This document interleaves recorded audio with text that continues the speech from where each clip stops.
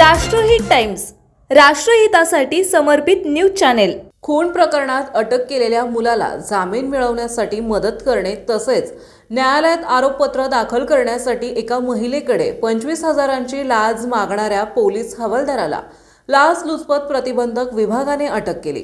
बारामतीतील Vadgaon Nimbalkar police ठाण्यात गुन्हा दाखल झालाय।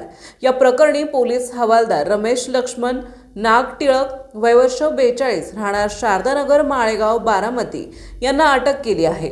46 वर्षीय महिलेच्या तक्रारीनुसार त्यांच्या मुलाविरुद्ध वडगाव निंबाळकर पोलीस ठाण्यात खुनाचा गुन्हा दाखल आहे।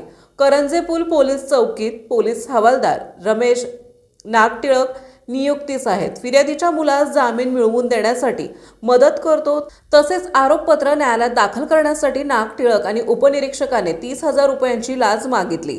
तपासात नागटिळकाने तडजोडी अंती 25,000ची लाच मागितल्याचं निष्पन्न झालं। मात्र उपनिरीक्षकाने लाच मागितली नव्हती, त्यामुळे नागटिळक यांच्यावर गुन्हा दाखल करून त्यांना अटक केली।